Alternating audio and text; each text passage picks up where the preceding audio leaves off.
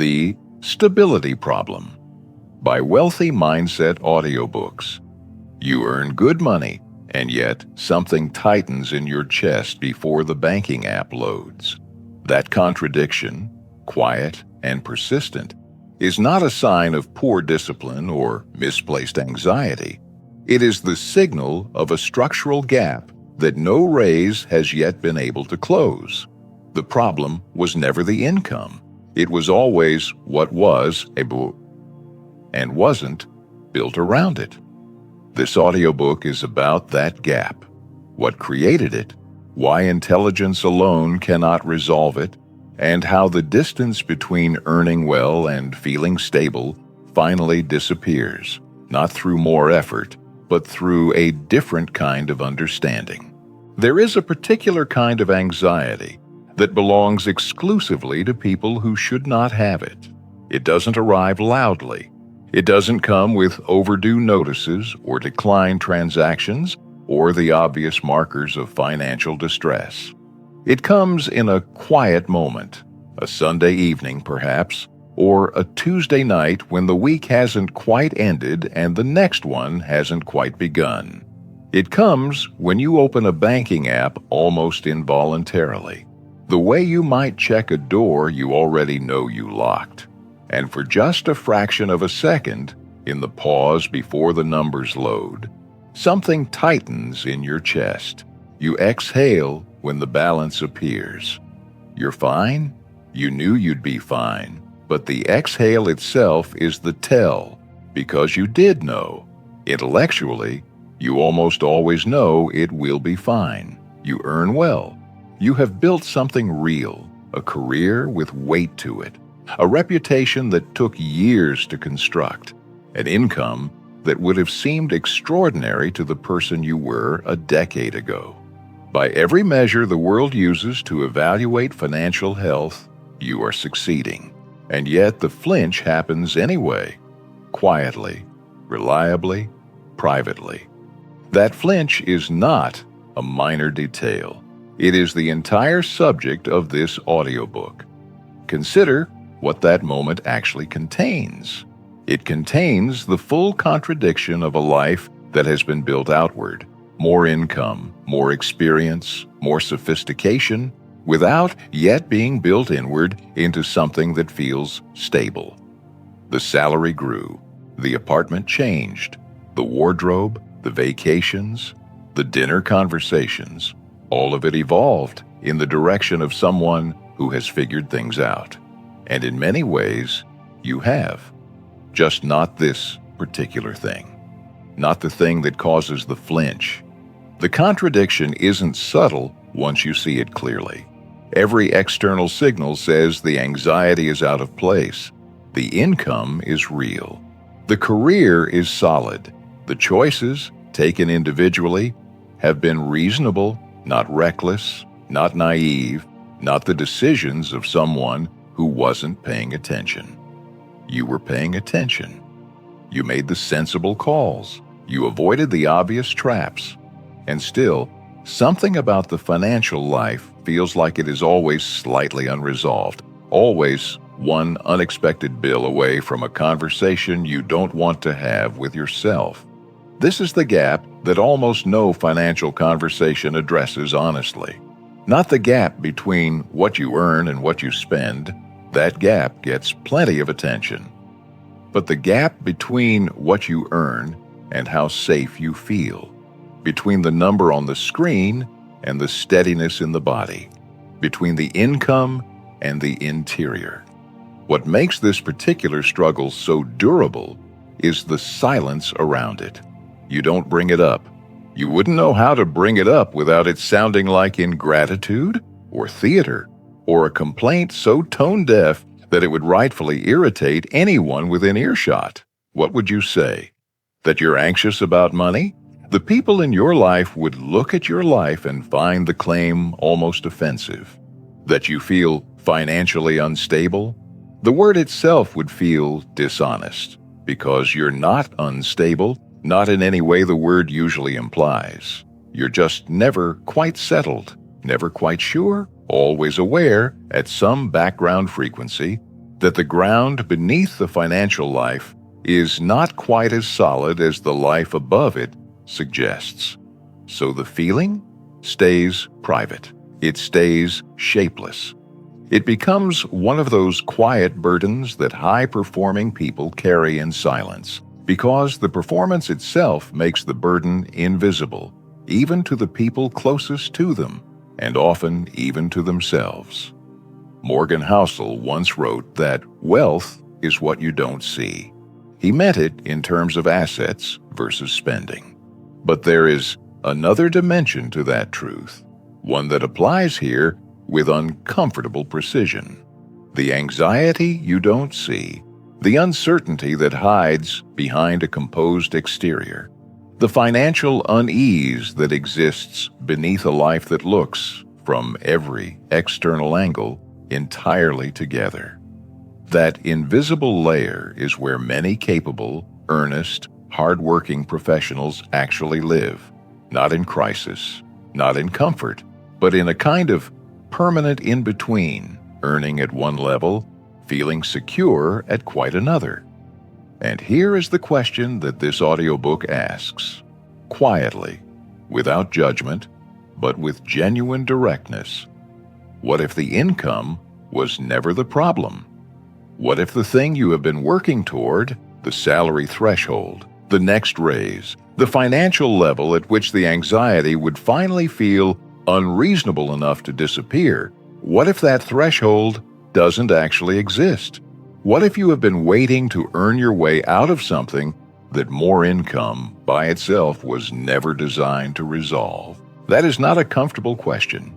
It is not meant to be, but it is the right question.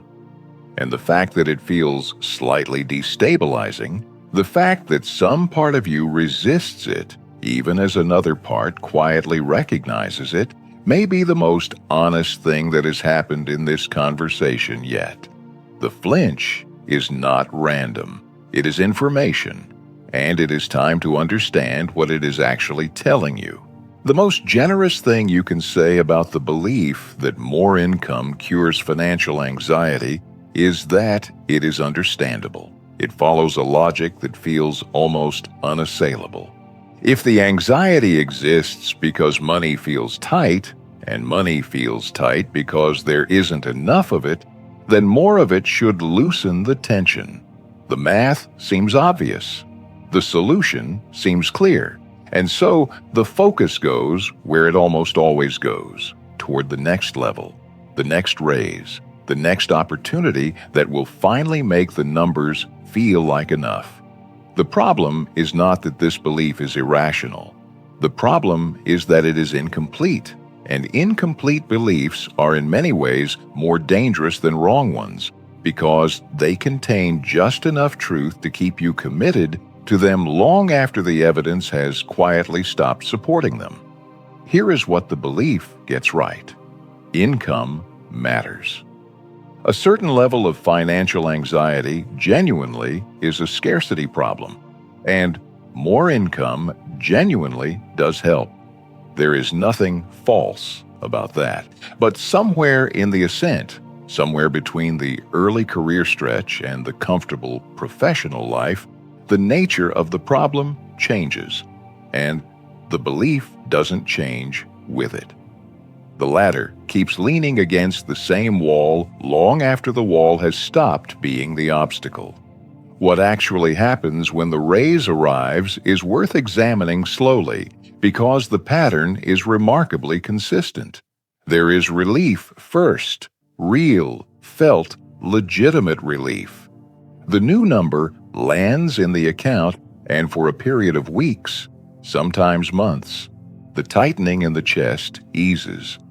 There is a sense of having crossed a threshold, of having finally given the financial life enough room to breathe. And that sense is not entirely false. There is more room. For a moment, the waterline drops. But the life is not static. It never is. The life observes the new income the way water observes a new container, sir. It expands to fill the available space, naturally, without drama, without any single decision that feels significant. The apartment becomes slightly better, or the car, or the frequency of the dinners, or the ease with which certain expenses are approved without much thought.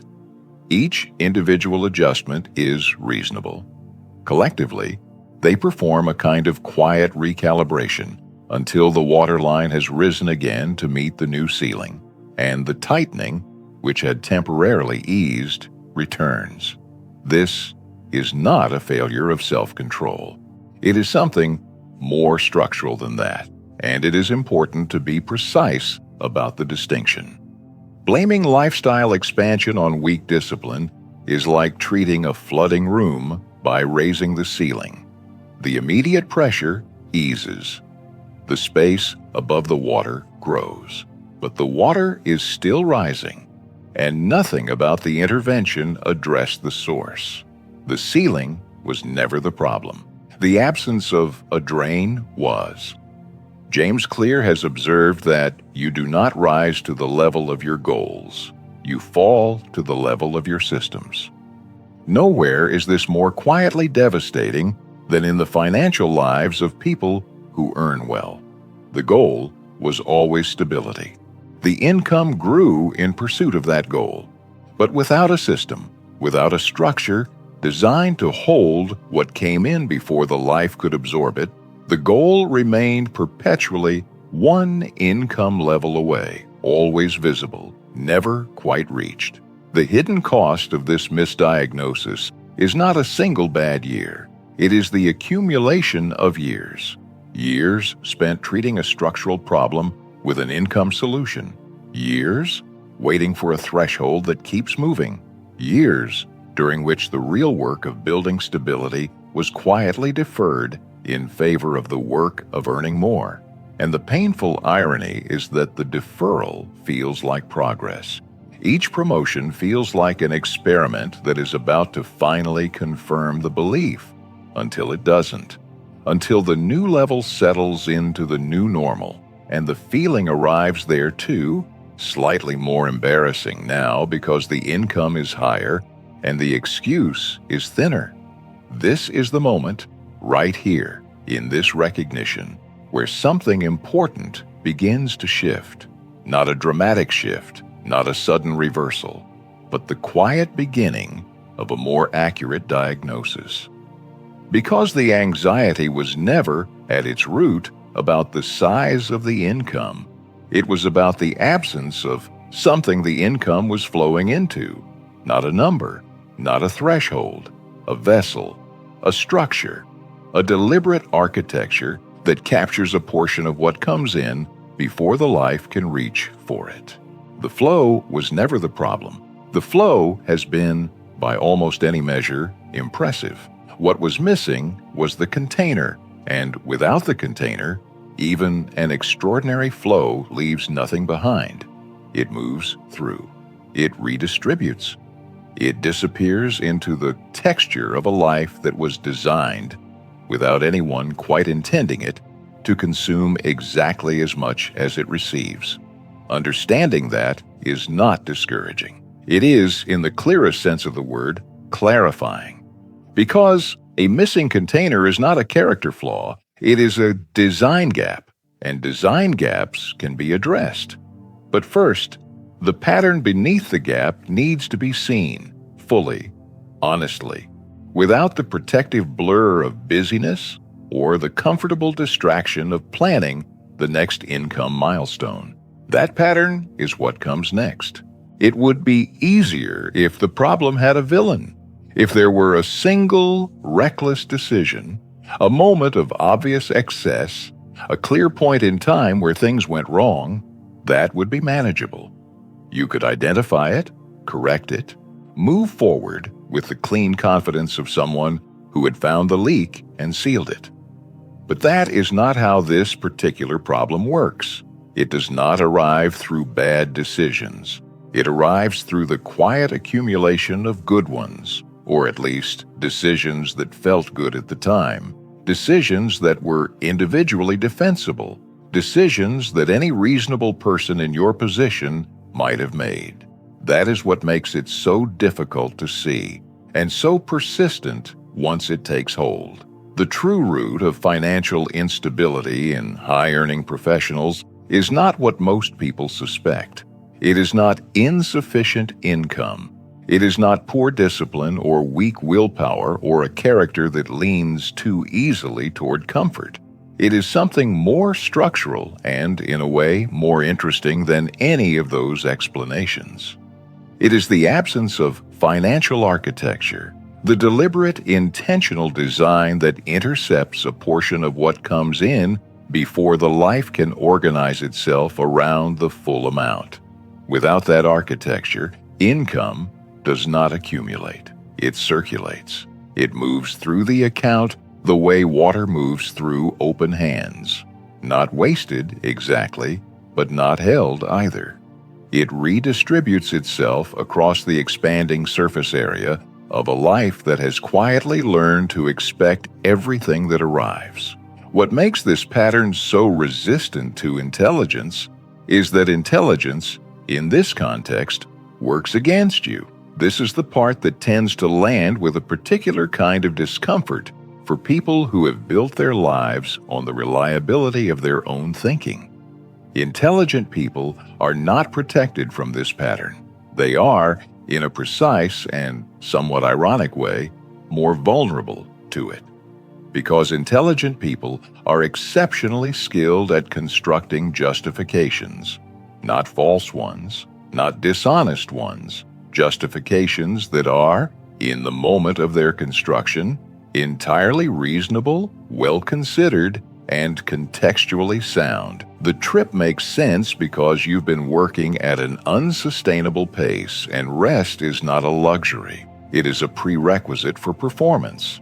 The upgraded equipment makes sense because the quality of your work depends on the quality of your tools.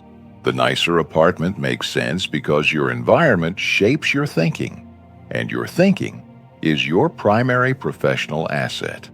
Every single one of these conclusions can be reached through legitimate reasoning, and every single one of them is true in isolation.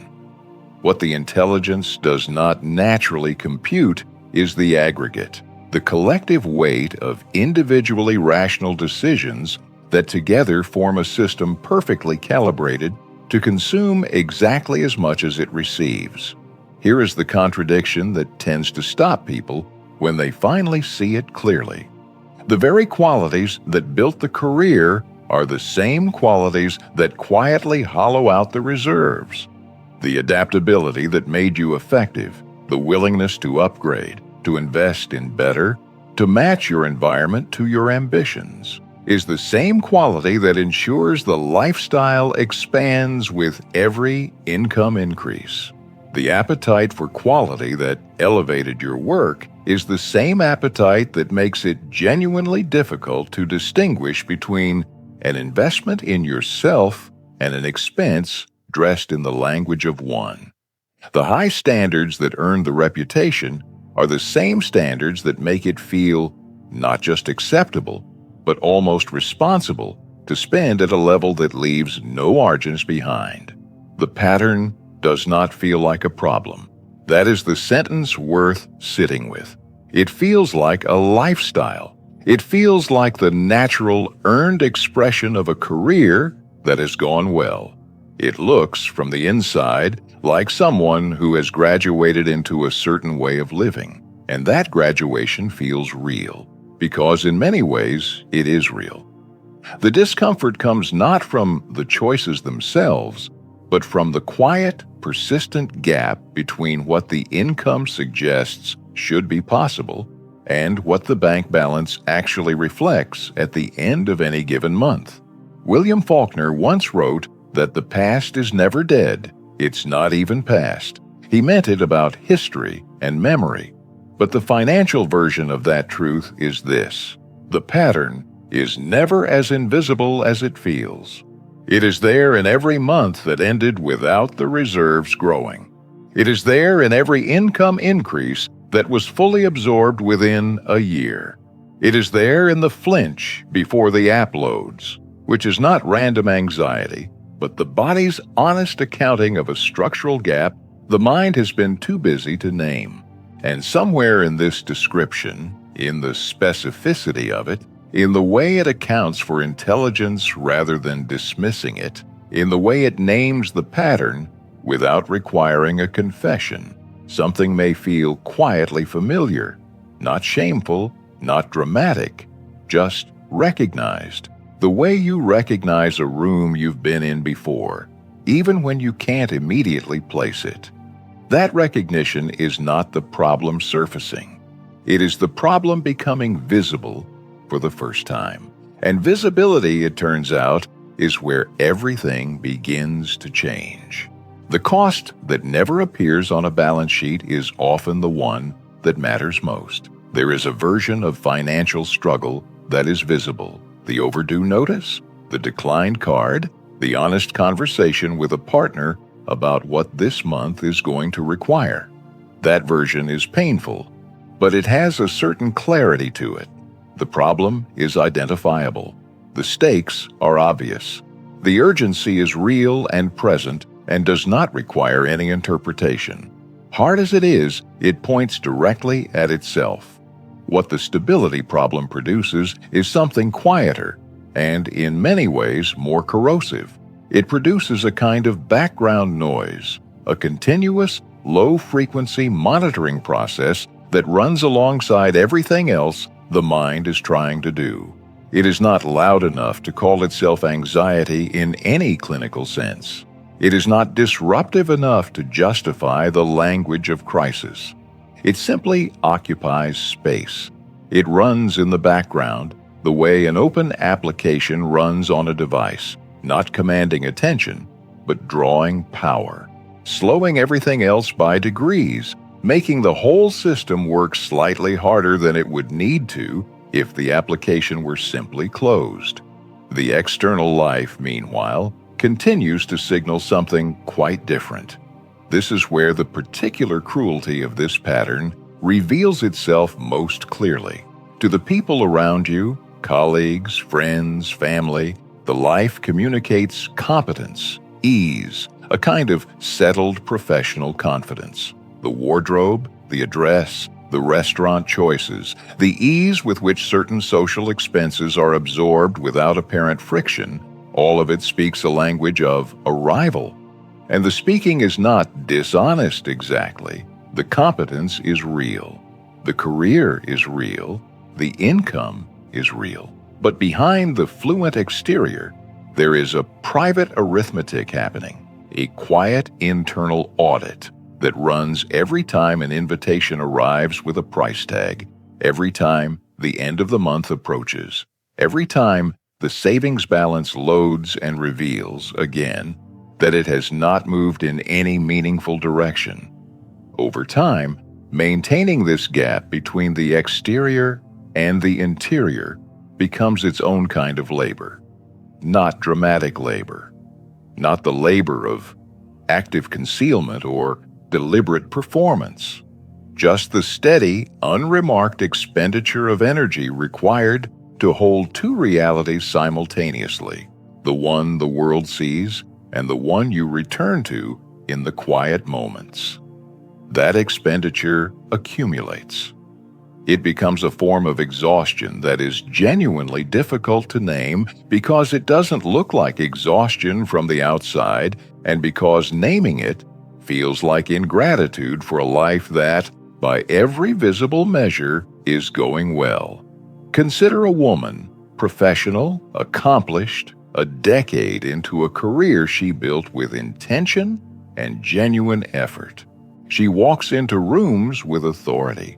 She is trusted with difficult decisions.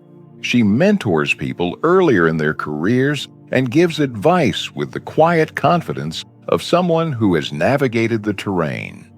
And she goes home on more evenings than she would admit to anyone and opens her banking app and looks at the savings account, not with panic, but with a particular kind of tired confusion.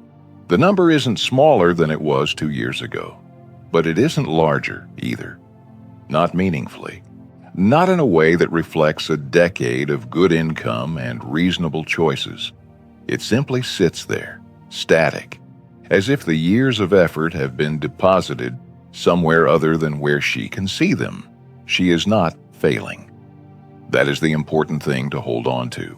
She is not reckless, not naive, not indifferent to her financial life. She is simply living inside a design that was built without anyone quite intending it to absorb rather than accumulate. Every dollar that enters finds somewhere to go.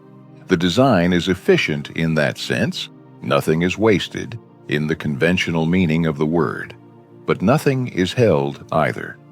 And the difference between a life that absorbs and a life that accumulates is not visible month to month.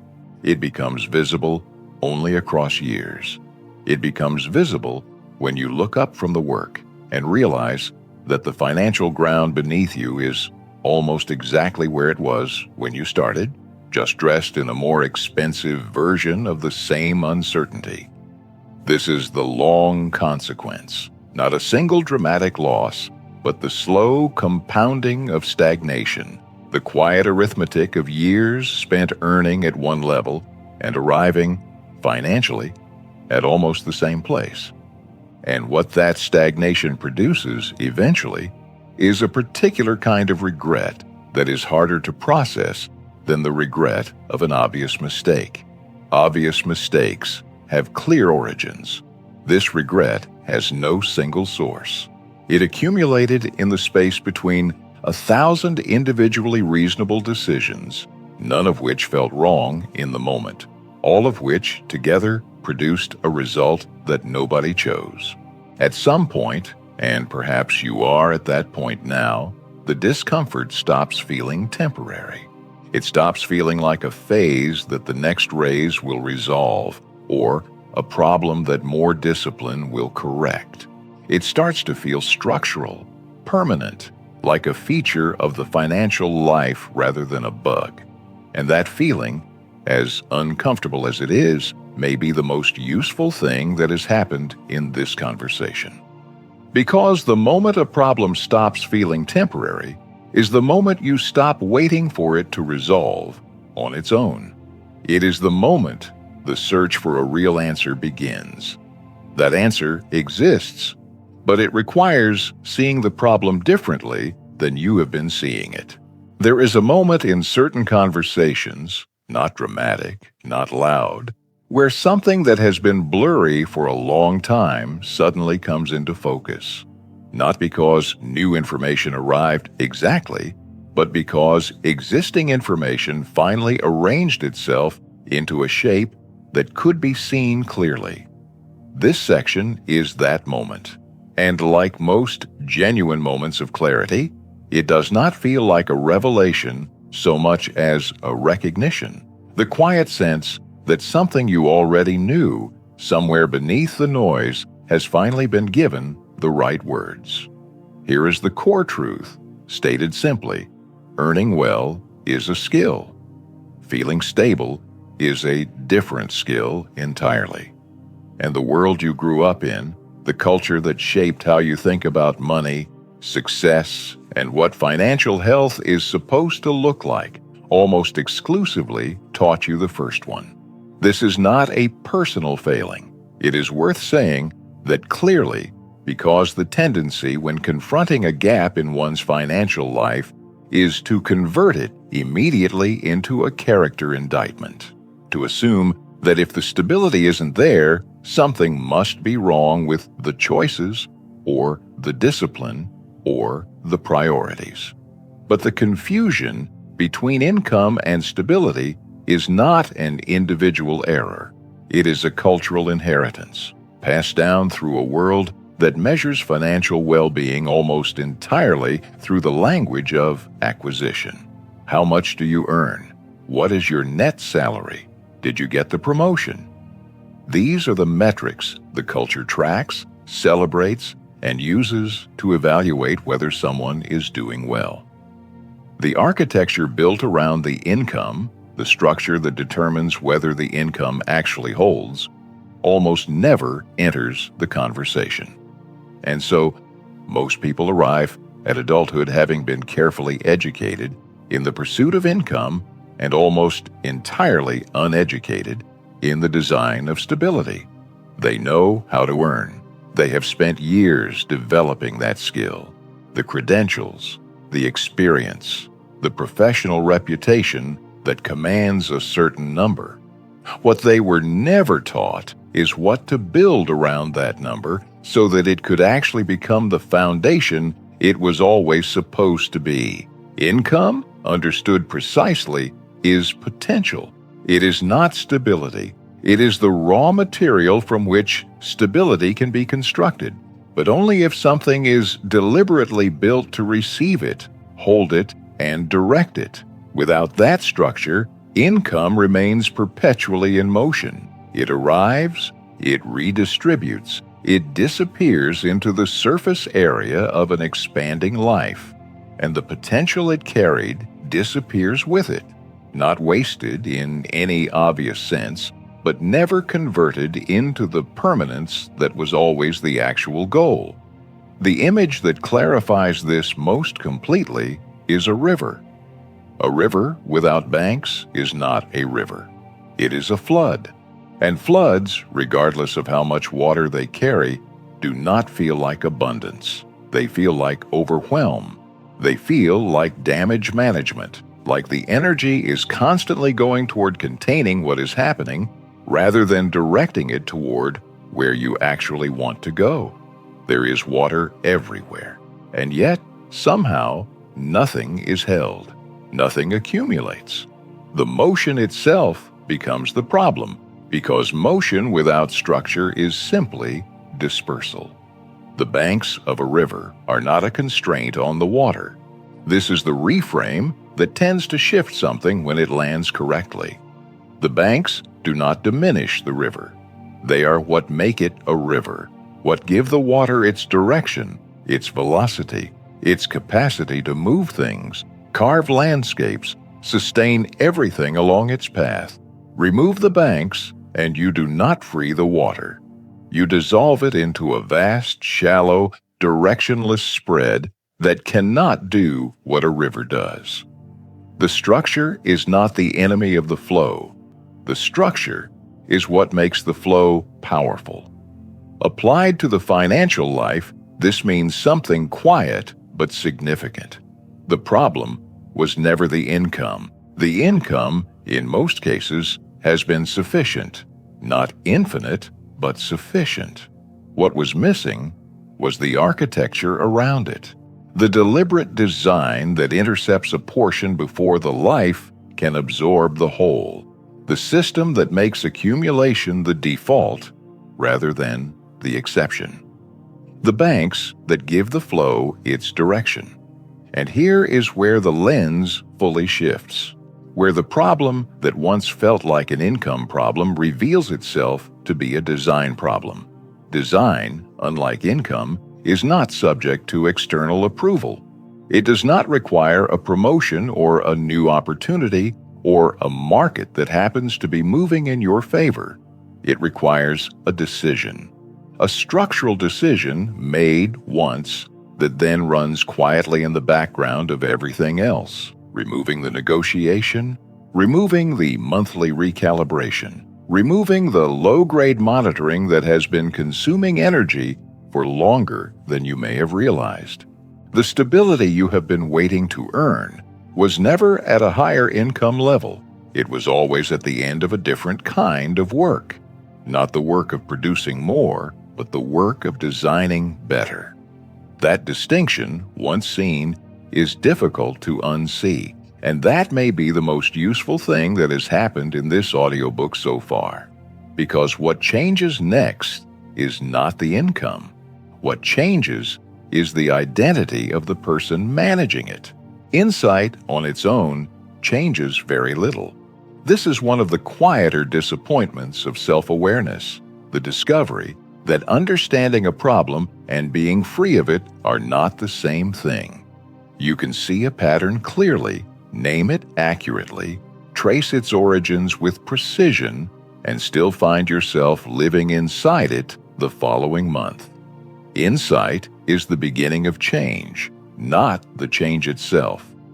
What converts understanding into a different life is something more subtle than knowledge.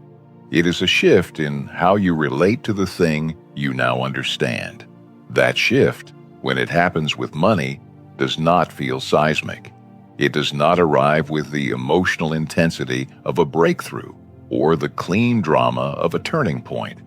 It arrives more quietly than that, as a small but fundamental reorientation in how the financial life is held, not managed in the anxious monitoring sense of the word. Held, the way a person holds something they have decided to take care of, rather than something they are perpetually hoping will take care of itself. The distinction that does the most work here is the one between watching and deciding. For a long time, perhaps without ever quite naming it this way, the relationship with money has been primarily one of observation. Income arrives, and you watch where it goes. Expenses accumulate, and you watch what remains. The balance fluctuates, and you watch the fluctuation with that familiar mixture of relief and low-grade concern.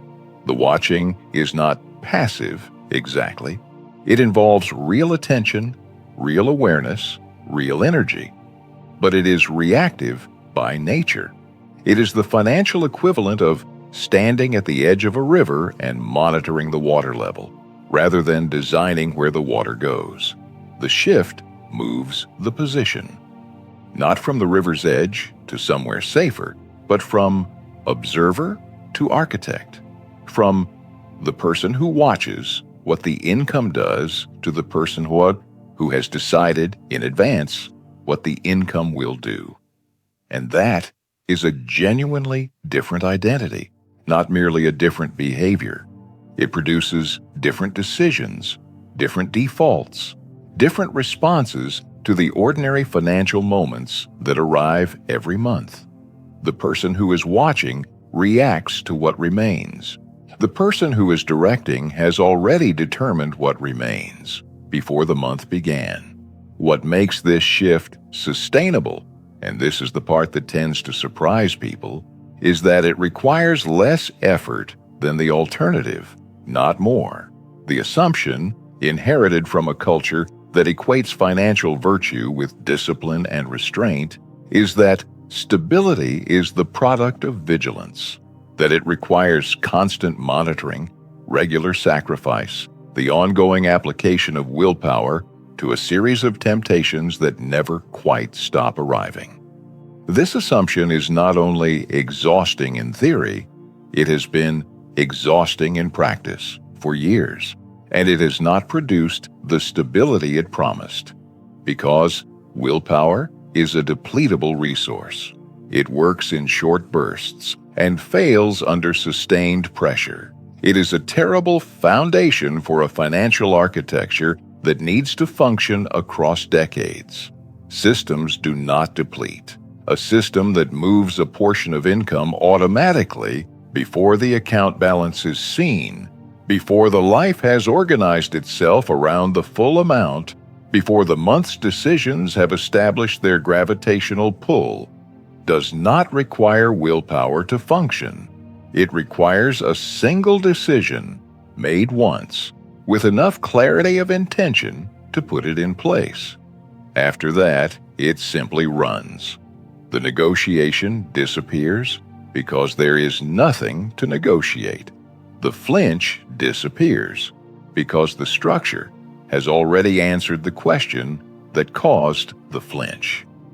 The background processing, that continuous low-grade financial monitoring that has been running for longer than you may have realized, gradually goes quiet because the thing it was monitoring for has been addressed at the design level rather than the decision level. And then something begins that is easy to underestimate in anticipation and difficult to overstate in experience.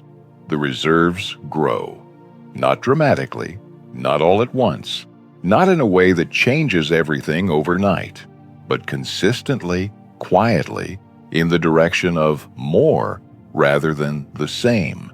month after month, the architecture does what it was designed to do, and what it was designed to do is make accumulation the default outcome rather than the aspirational exception. The growth becomes structural. It happens not because of heroic effort or exceptional discipline, but because the design was finally aligned with the intention. What arrives with that growth is something no income figure can purchase directly. It is not a number. It is a feeling, specific, grounded, and quietly transformative. It is the feeling of a life that is holding, not running, not managing, not perpetually one unexpected expense away from a recalibration. Holding.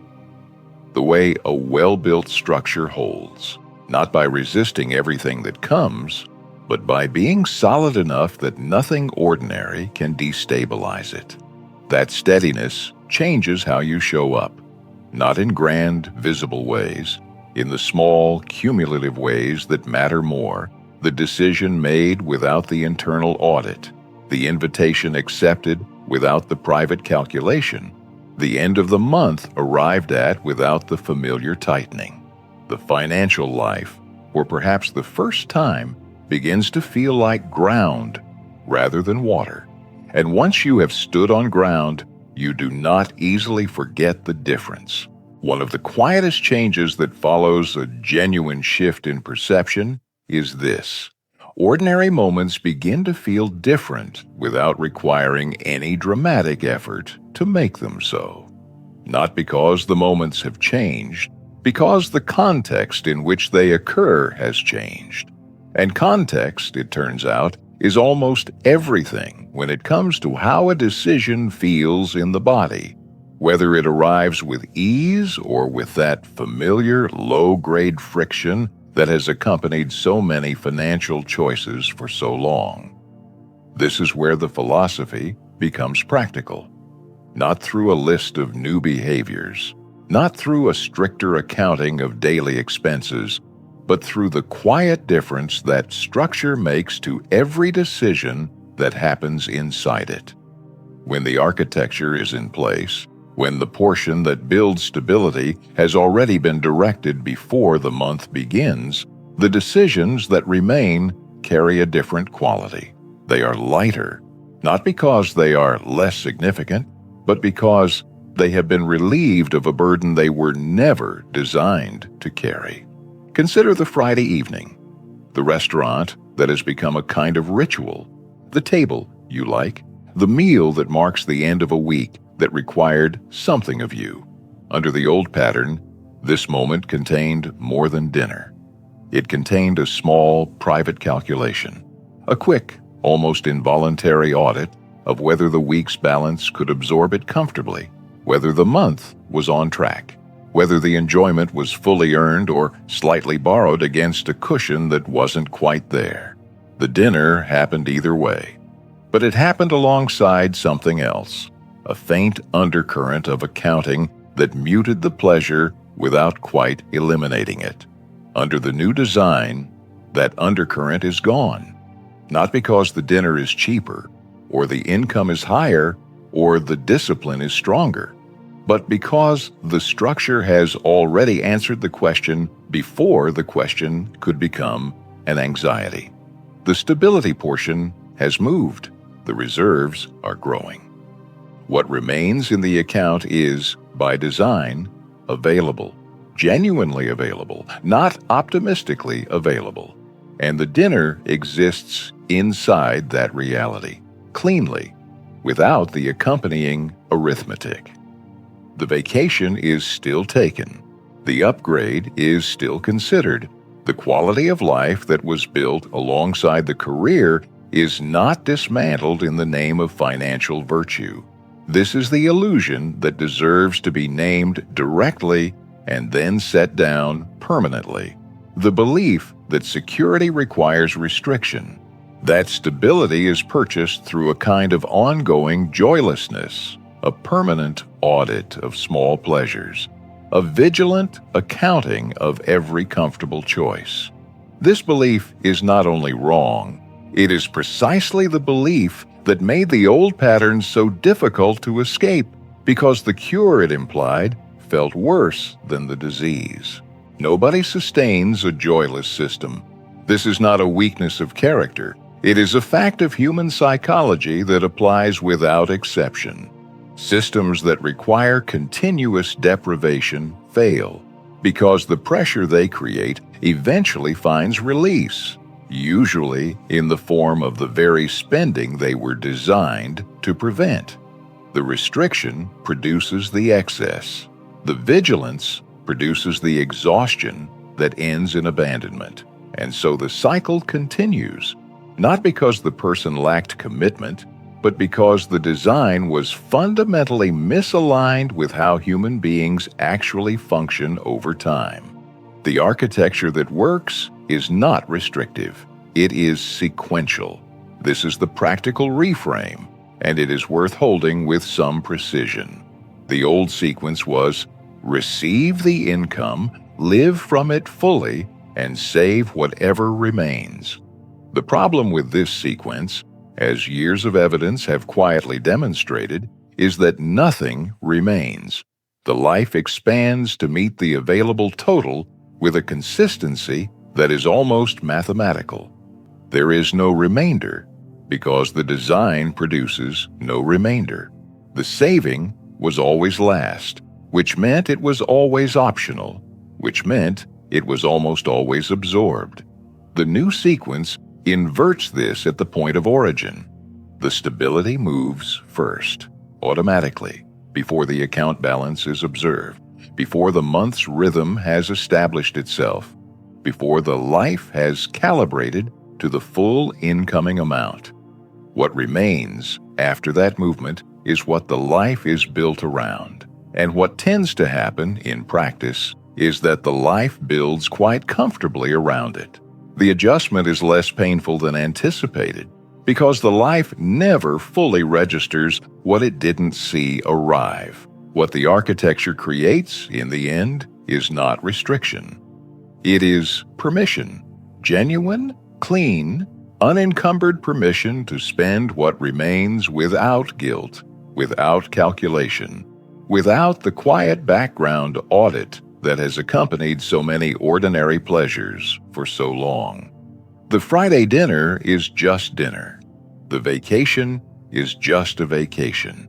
The upgrade is just a considered choice within a life that is, structurally, already taking care of itself. This is the practical meaning of the shift. Not a new set of behaviors imposed from the outside, but a new sequence that makes the right outcome the automatic one. The desired result stops being aspirational and becomes structural. And structural outcomes, unlike aspirational ones, do not depend on how motivated you happen to feel on any given Tuesday. The design does the work, and you get to live inside the life it builds. Come back for a moment to where this began. The Sunday afternoon, the quiet that settles after the week has finally released its hold.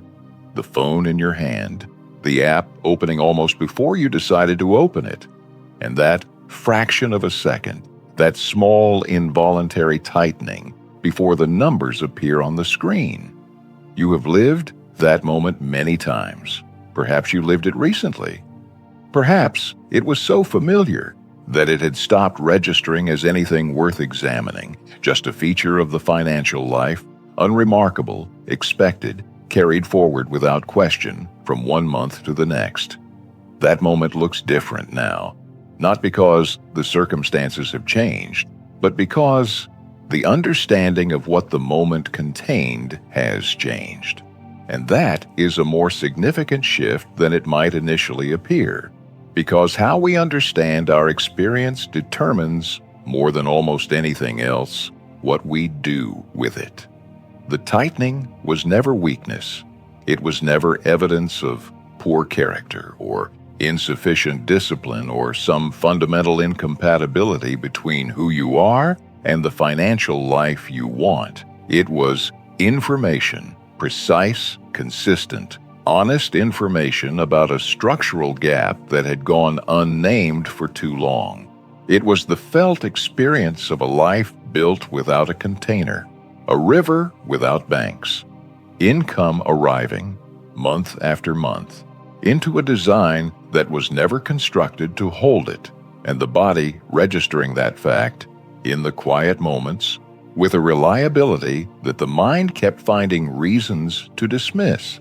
The information was always accurate.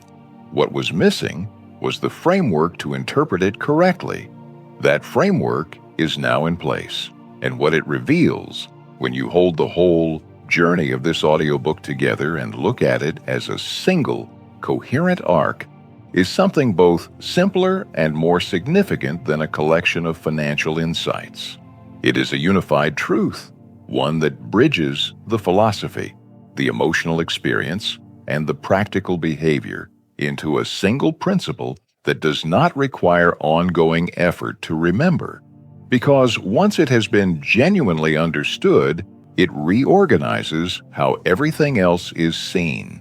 Stability is not a reward granted at a certain income level. It is a structure deliberately built at whatever income level you currently occupy. This is the sentence that collapses the entire misdiagnosis. The years of waiting for the next raise to finally make the anxiety unreasonable, the quiet experiments with each new income level that ended with the same feeling at a higher altitude. The waiting was never going to end because the thing being waited for was not located at a higher income. It was located in a different kind of work entirely, not the work of earning more, the work of designing better. You do not need to earn your way to peace. You need to design your way there. And the elegance of that reframe is not merely rhetorical. It is practical in the most direct sense, because design is available right now, at this income, in this life, without any external change required before it can begin. It does not require a promotion. It does not require a market that cooperates or an opportunity that finally arrives. It requires a decision, quiet, structural, made once with genuine intention, and then the patience to let the design do what designs do when they are built with care. What happens after that decision is not dramatic. Growth that is structural rarely is. It accumulates the way compound interest accumulates, invisibly at first, then unmistakably, then in ways that eventually seem almost disproportionate to the simplicity of the original choice. The foundation, once laid, holds everything built above it without announcing itself. The reserves grow without requiring your daily attention. The flinch before the app loads gradually loses its charge, not because you have trained yourself out of it through discipline, but because the structural answer to the question it was asking has already been put in place. This is the nature of irreversible growth, not the growth that depends on sustained motivation or perfect consistency or the absence of difficult months, but the growth that is baked into the design, that continues because the system continues, that does not require you to be at your best in order to keep moving in the right direction. Like a season turning, like a well-laid foundation settling deeper into the ground with each passing year.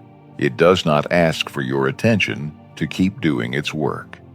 The person who arrived at the beginning of this audiobook, anxious perhaps, or quietly frustrated, or carrying the particular defensiveness of someone who senses they are about to be confronted with something they have been successfully avoiding, that person has not been replaced. They have been reoriented. The financial life they were looking at has not changed yet, but the lens through which it is now seen has changed completely. And a lens once adjusted does not return to its previous prescription. You cannot unsee what you now understand. The only remaining question is what you choose to build with it. There is a particular kind of relief that has nothing to do with the problem being solved. It arrives earlier than that, in the moment when the problem is finally understood. When the shapeless weight that has been carried in silence acquires a name, a structure, a clear outline that the mind can hold and examine without flinching. The relief is not the resolution.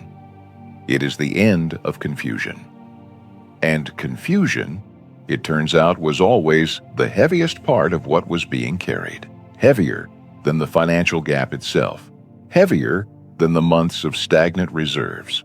Heavier than the private arithmetic that ran alongside every end-of-month statement. The not knowing what was wrong was its own burden, distinct from the thing that was wrong, and, in many ways, more exhausting.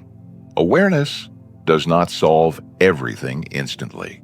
It would be dishonest to suggest otherwise, and this audiobook has not been in the business of comfortable dishonesty. The account balance on the morning after this listening will be identical to the balance on the morning before it. The structural decisions that need to be made have not yet been made. The architecture has not yet been built, and yet something has genuinely changed because the confusion has lifted, and what remains in its place is something far more workable. A clear problem with a clear category of solution is a fundamentally different thing to carry than a vague, shapeless unease with no identifiable origin. The anxiety was not a life sentence. This is worth saying slowly and receiving slowly. It was not a permanent feature of your personality, not an inherited disposition toward financial worry, not evidence of some deep incompatibility between who you are and the stable life you have been trying to build. It was a design problem, and design problems, unlike character flaws, unlike fixed limitations, unlike the things about ourselves that require years of careful excavation to shift, design problems have solutions. Practical, implementable, surprisingly undramatic solutions that do not require you to become a different person before they can begin to work. What becomes available, once this is genuinely understood, is a quality of patience that was not accessible before. Not the forced patience of someone gritting through a process they don't believe in. Not the passive waiting of someone who has deferred the problem to a future version of themselves. But the grounded patience of someone who understands what they are building and trusts that the building is underway. It is the patience of a gardener's son, and that comparison is worth sitting with because it captures something precise about the relationship between effort and outcome in this particular domain. A gardener does not stand over newly planted seeds with anxiety about whether they are growing. They have done the work that the season required, prepared the ground, placed the seeds with intention, ensured the conditions are reasonable, and then they tend, quietly, consistently, without demanding visible results on any particular morning. They understand that the work happening beneath the surface is real, even when it is invisible. They trust the design because they laid the design with care, and that trust is not naive. It is earned by the act of having done the work correctly. The financial life, built on genuine architecture, rewards exactly this quality of attention. It does not reward panic. It does not respond to urgency or impatience or the anxious monitoring that characterized the old relationship with money. It responds to structure maintained consistently over time, and then it grows in ways that tend to exceed what was imagined at the beginning. Because the nature of compounding is to eventually outpace the linear expectations of the person who started it. Maturity in this space, real financial maturity, the kind that produces lasting stability rather than episodic relief, is not the absence of desire. It is not a kind of cultivated indifference to what money can provide or represent.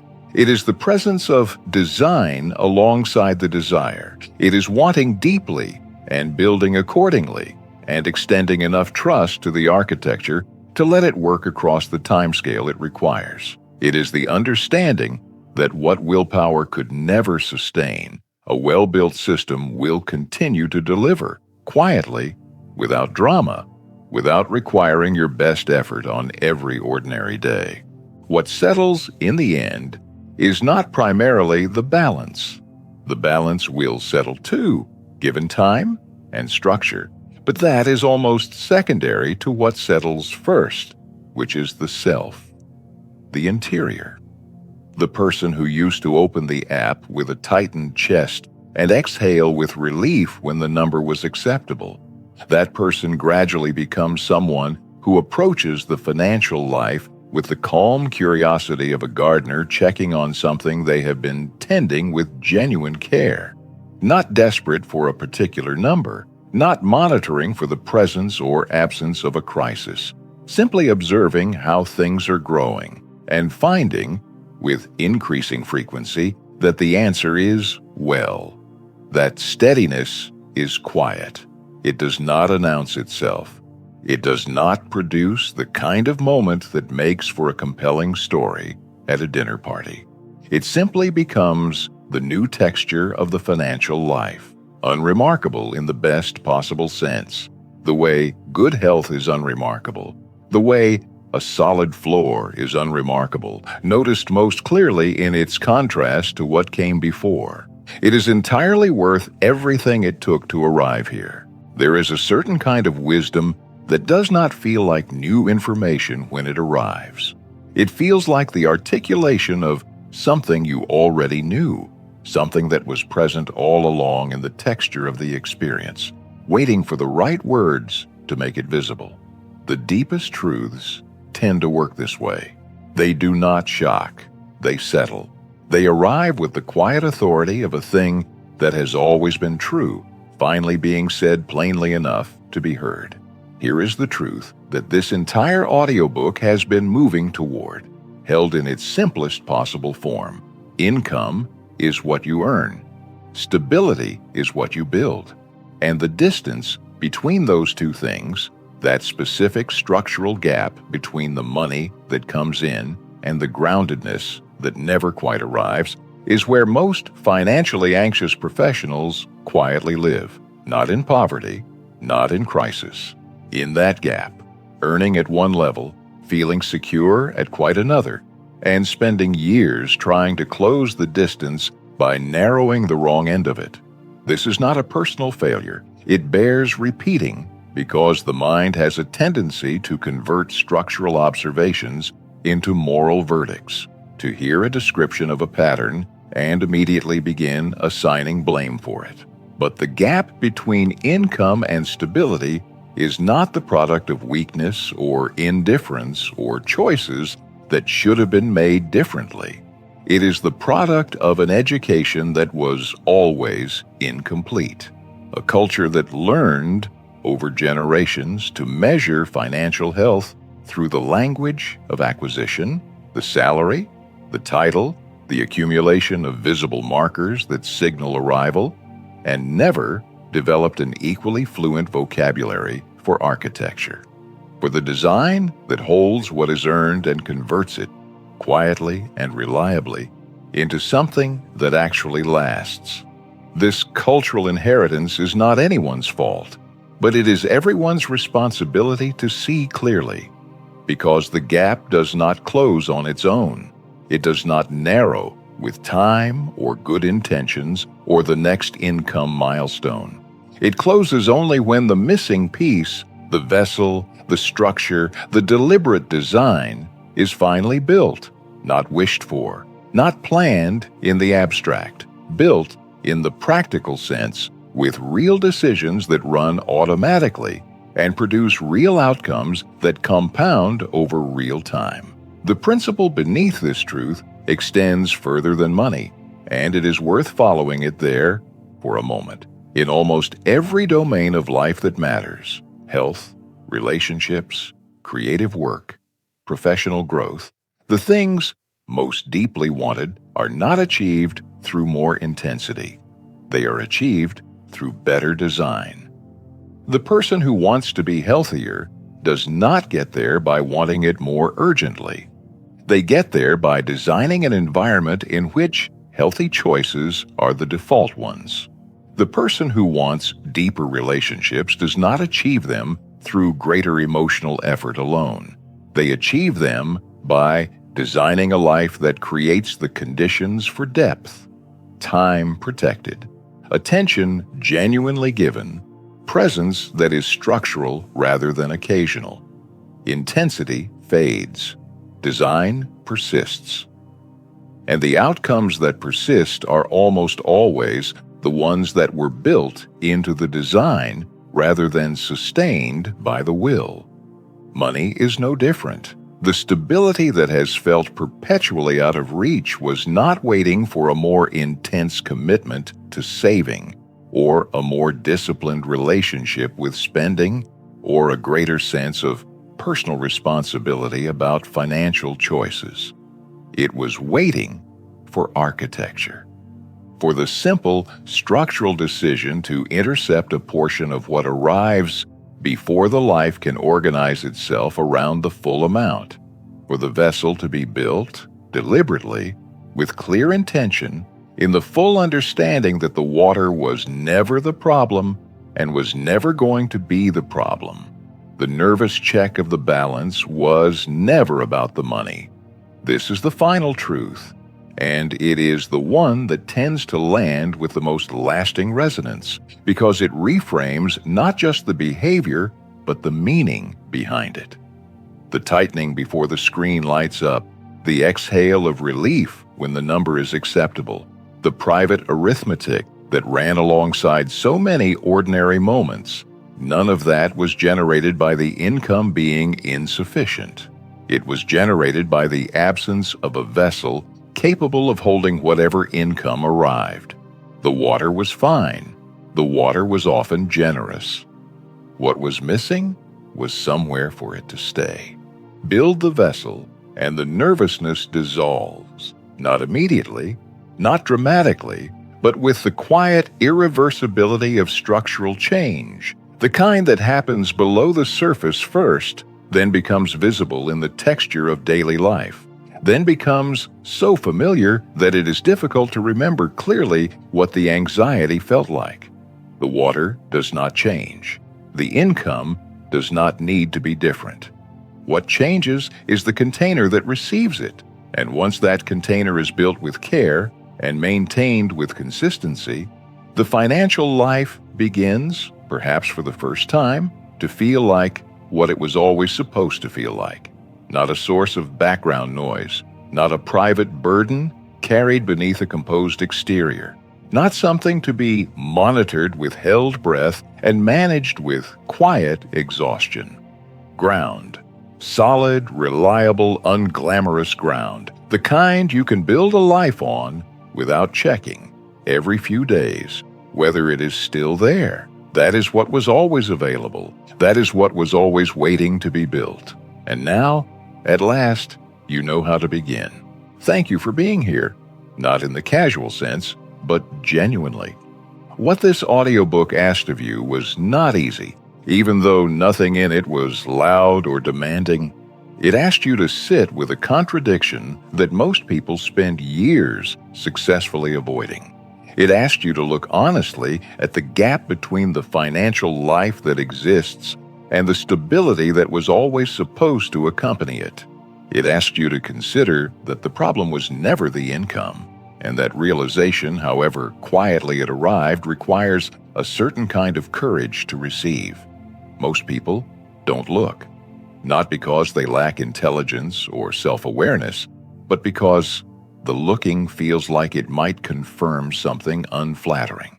And so, the app gets checked, the exhale happens, the month moves forward, and the examination is deferred to a future moment that tends to look exactly like this one.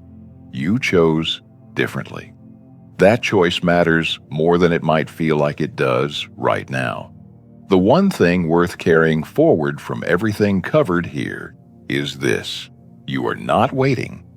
You have been waiting for the raise, for the right moment, for the income level at which stability would finally feel like a reasonable expectation rather than a distant aspiration.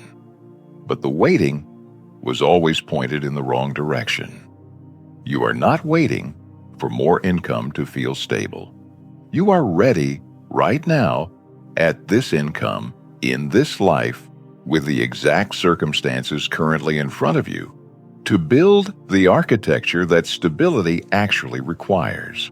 The readiness was never the question. The design was. Let this not settle into motivation. Motivation is a season. It arrives with warmth and energy, and the genuine feeling that things are about to change, and then it recedes, the way all seasons do, leaving the landscape looking much as it did before. What lasts longer than motivation and does more reliable work is recognition.